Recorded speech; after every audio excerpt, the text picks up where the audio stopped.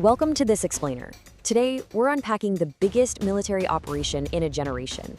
We're looking at a conflict that literally shook the globe. But even more importantly, we're diving deep into the massive intelligence contradiction it sparked regarding Iran's nuclear program. Because at the heart of this entire conflict is a question that remains dangerously unresolved right now. So let's just get right into it. Look, we've got to start with this unbelievable contradiction. We're talking about two of America's most powerful intelligence agencies completely clashing in the middle of a war. On one hand, you had the White House and the CIA projecting a very firm mission accomplished, basically declaring the nuclear threat effectively neutralized. But on the flip side, the Defense Intelligence Agency, the DIA, pushed back hard. They were pointing to evidence that highly sensitive nuclear material had actually been moved. Think about that. In an active war zone, the two top intelligence bodies in the US couldn't agree on whether their primary target was actually stopped. Part 1, the tipping point. So how did we actually arrive at this stunning contradiction? Well, we need to rewind a bit to understand why this war started in the first place, because this definitely wasn't an overnight crisis. Starting way back in 1979, Iran secretly began working toward building a nuclear weapon. For decades, and especially through the 2000s, they publicly denied any weapons intent, insisting their program was strictly for peaceful energy. But, global intelligence agencies obviously knew the truth. By the time we hit 2026, Iran was dangerously close. They had pushed the boundaries so far that the United States and Israel jointly concluded that traditional diplomacy was just entirely exhausted. An armed, nuclear-capable Iran was deemed an absolutely unacceptable threat to global security. And this right here is the terrifying tipping point. It came down to weeks, not years, not months. Experts estimated that Iran's breakout time, which is basically the time required to produce enough enriched uranium for a nuclear bomb, had shrunk to mere weeks. This rapidly shrinking countdown clock is exactly what forced America's hand. The window to act wasn't just closing, it was slamming shut. Part 2, Operation Epic Fury. Facing what they saw as an imminent threat to global security, the US and Israel took decisive action on February 28, 2026. And the strategy? It was aggressive and highly coordinated. B-2 stealth bombers carrying massive bunker-busting bombs struck 4 specific heavily fortified facilities. They hit Natanz, which is Iran's main uranium enrichment facility, Fordow, an enrichment plant buried super deep underground, the Isfahan Nuclear Research Center, and Parchin, a site widely suspected of hosting weaponization research.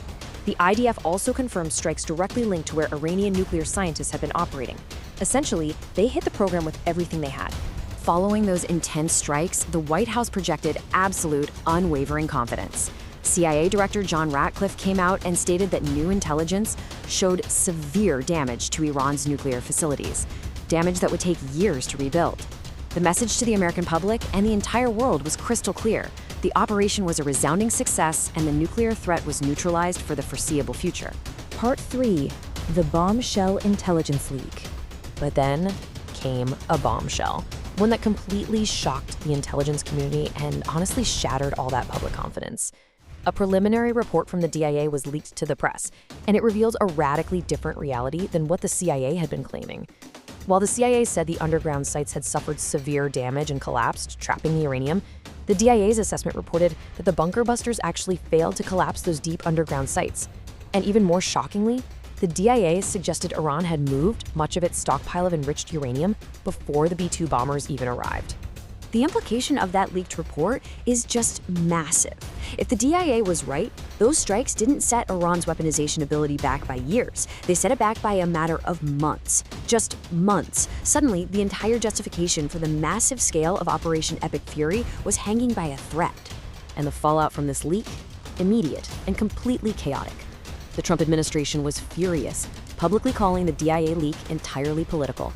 Meanwhile, CIA Director Ratcliffe pushed back right away, doubling down and insisting that new information proved severe damage that would take years to rebuild. But honestly, the damage of a public intelligence fracture was already done. The world was now watching two of America's most powerful agencies contradicting each other in real time, right in the middle of a war. Part 4, the missing uranium mystery. So this conflicting intelligence leads us straight to the most dangerous question of the entire 2026 war. If the uranium actually was moved before the bombs fell, where is it now? Iran has at least 30 underground mountain facilities where this enriched uranium could be stashed. But it doesn't even stop there. It could have been transferred to a trusted ally like Russia or North Korea.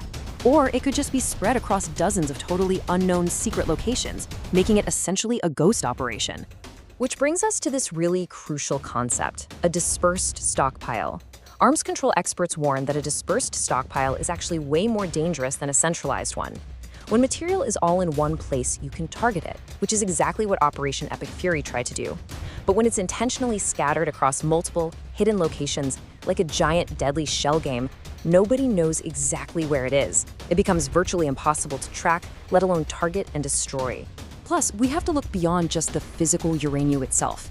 As the Council on Foreign Relations pointed out, there are things that bunker-busting bombs simply cannot touch. Iran's nuclear scientists are still alive. Their technical knowledge is completely intact. Even if the physical buildings were turned to absolute rubble, you just cannot bomb knowledge. The fundamental blueprint and capability to build a nuclear weapon absolutely survives those airstrikes. Part 5, an unresolved threat. So today, this massive nuclear question casts a really dark shadow over the Middle East. The military operation might have paused, but the tension is playing out right now at the Islamabad peace talks. And the two sides, they remain at a total impasse. The US demand is absolute. Iran must permanently end its nuclear program. But Iran's position is equally unyielding, arguing that nuclear energy is their sovereign right. With demands this far apart, absolutely no agreement has been reached on the core issue that sparked the 2026 war in the first place. Which brings us to a highly concerning scenario.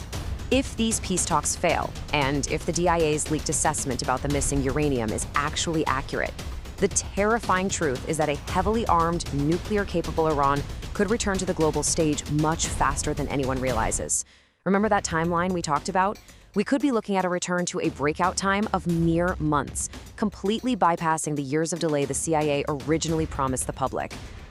The US launched the biggest military operation in a generation, specifically to stop Iran's nuclear program. The 2026 war undeniably changed the Middle East forever. But whether it actually succeeded in its primary goal, well, that's still being fiercely debated inside America's own intelligence agencies. It leaves us with a chilling final question. Does Iran still have nuclear capability, and where is the uranium right now? Drop a comment below and let me know your thoughts on this incredible mystery and how you think the intelligence community should handle a contradiction like this. Thanks for joining me on this explainer. Keep asking questions, and I'll catch you in the next one.